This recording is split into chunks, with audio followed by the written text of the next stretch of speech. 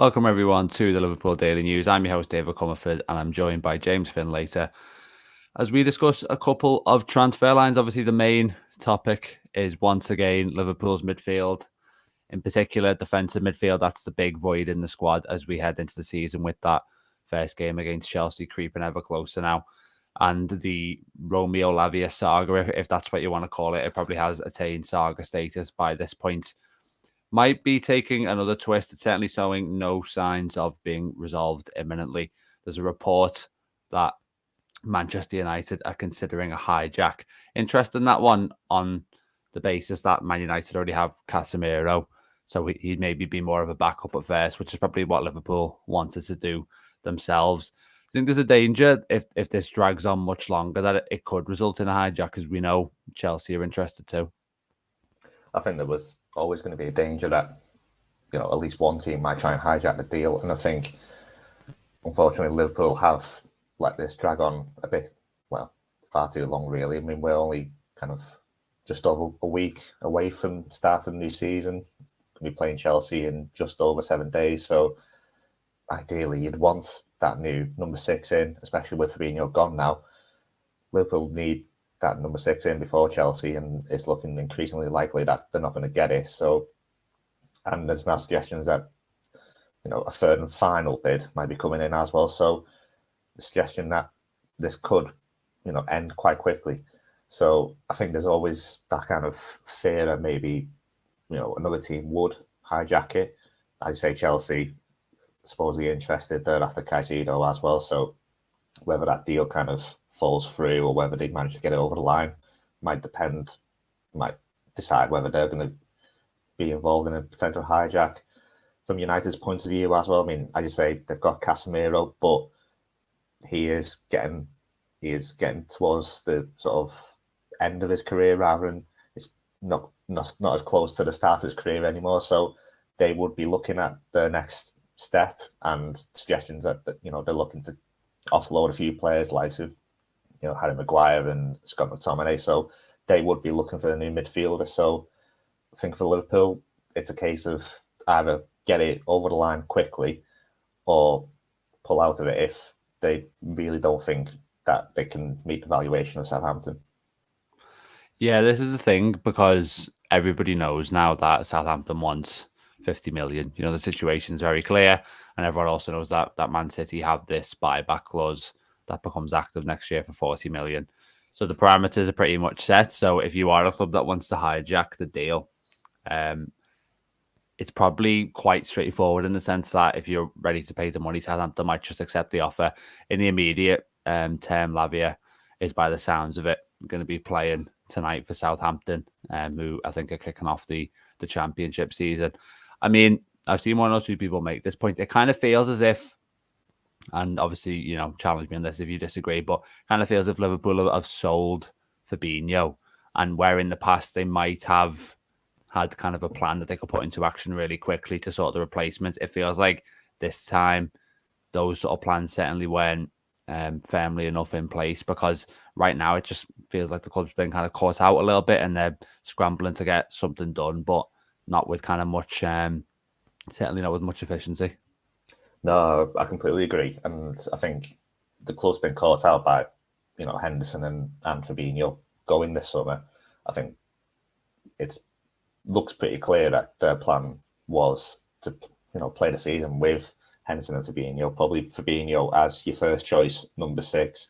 Hopefully bring in, maybe Lavia or someone else, another young up-and-coming number 6 to sort of learn off him, to play the odd game here and there, just to give a bit of backup, and then hopefully, maybe next season or the season after, you can perhaps look to offload Fabinho then, hopefully still get a bit of money for him. But I think they have been caught out big time by Fabinho going, and I think that's sort of put them in a difficult position now where they don't really know the best way forward. I think it's a bit concerning if we're going into the season with a 19-year-old number 6 as your first choice in that position, especially if you're starting the season off at Chelsea.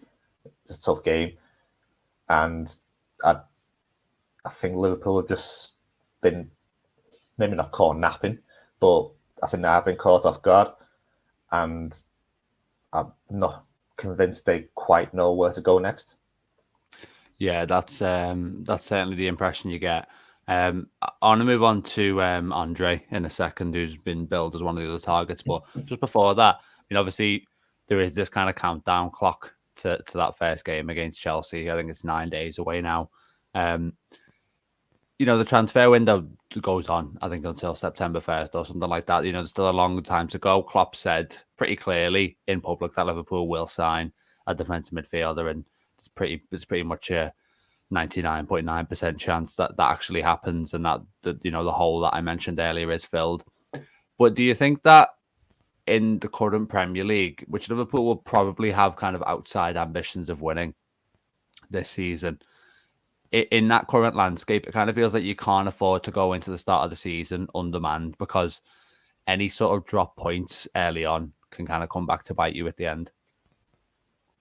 Yeah, definitely. And I mean, we've seen it over the past few seasons with Liverpool that if you do sort of drop points early on in the season, that can cost you, especially against this Man City team. I mean, we've had 2 seasons where Liverpool have finished just a point behind City, and you perhaps end up looking at the kind of those early fixtures thinking, well, we dropped a point there, we dropped a couple of points there.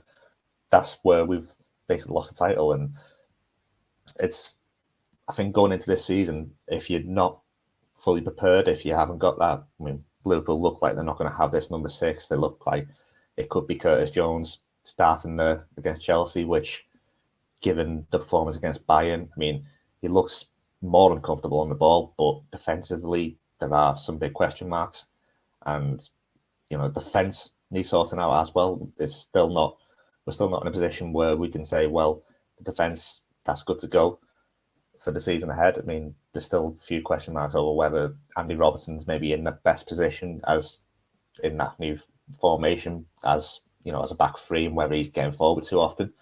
So there is still a lot of question marks that need to be answered, and time is running out for Liverpool. And if they don't make a good start to the season, there's always that danger that they could find themselves already off the pace. Yeah, I completely agree with that. And to be honest, the frustrating thing, I think, for supporters is it was kind of mid-July that Fabinho was kind of given permission to make this move. Yes, there was a delay, and maybe it wasn't 100% clear if it would go through. But even then, I mean, it feels as if Liverpool have known for a while now that Fabinho was going to go, and there was a clear window there where they could have kind of brought a player in, and he probably would have been ready for Chelsea. Now it feels like anyone who does come in, barring kind of an unforeseen turn of events, would kind of be lucky to be in the starting 11 for the game against Bournemouth even. And it's frustrating as well on top of that to have missed, basically. I mean, I know there's still one more preseason friendly to go, but it kind of feels like they've missed the best training time they'll get all year as well. But anyway, like I said, let's move on to Andre. The thing that intrigues me with this one is that obviously the news that Liverpool were interested emerged pretty much straight after it came out about the second Lavia bid being rejected. Some people have speculated that this indicates that it's a negotiating tactic, basically, to show Southampton that, we do really want Lavia, but he's not the be-all and end-all for us. I mean, from what you've seen, how do you see this one? It's an odd one, isn't it? Because Liverpool very rare, well, almost never, kind of go straight to the source and get a player straight in from South America. They usually let them come over to Europe first. And think of Luis Diaz and Darwin Núñez. You wait for them to come over, maybe to somewhere like the Portuguese league, where it is kind of another step up, but they can still make that other step up to the Premier League, and you can see whether they're ready for it first. So going straight for a midfielder, especially in a position where they clearly need some ready-made option, that seems a bit of a gamble. But at the same time, obviously there are good players in that league, so it's maybe not as big a gamble as people might think. At the same time, it's always a bit of a risk going for players from that league just because of the timing.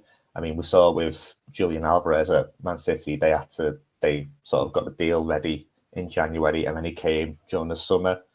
He hasn't featured too much. Obviously, Erling Haaland's a big factor in that, so can't really judge him too much. But he has looked decent when he has played, and obviously he played a big role in Argentina winning the World Cup.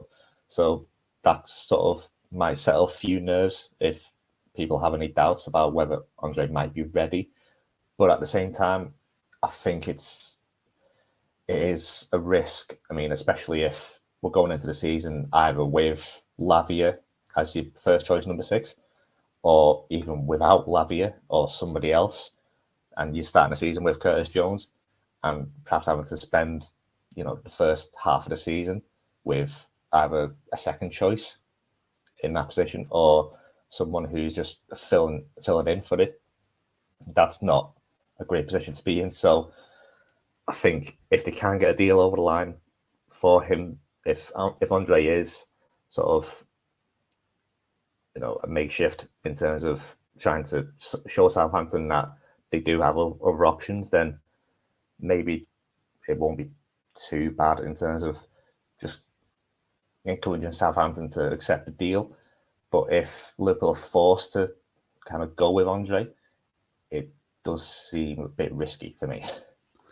Yeah, maybe kind of going too far. I mean, Klopp said he wants to take more risks, but it kind of feels like would be a bit extreme. That one, certainly to back him as the starting option. But yeah, so last thing on him, and last thing for the stream generally. Basically, there's been a report that Liverpool will have to wait until January to sign him. His team are in the last 16 of the Copa Libertadores. They drew 1-1 against Argentinos Juniors in the first leg last week. So they're playing at home next week to kind of determine whether they go to the quarterfinals, which I think are due to be held sometime around the end of August.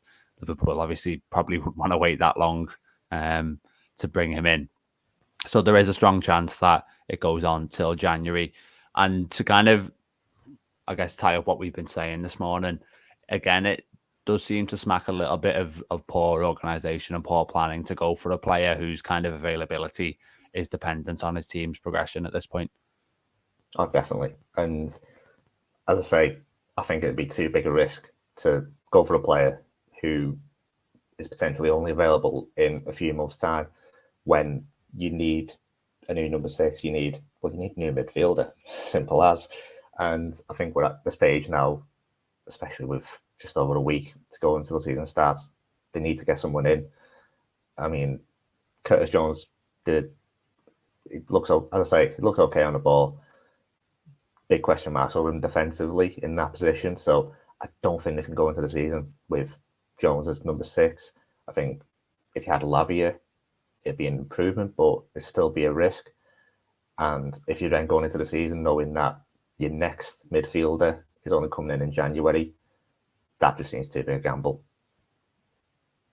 It absolutely does. And we'll see if there's any kind of developments over the weekend. Hopefully there is. A shame that Liverpool haven't been able to do anything before Lavia's club season starts, definitely. But like I said earlier, there's still plenty of time in the window, and I'm sure there will be some acceleration soon because there simply has to be. But yeah, we'll be back on Monday morning with the stream. Liverpool will be in pre-season action later that day against Darmstadt. But yeah, in the meantime, remember to check out all the written content that goes up on liverpool.com today.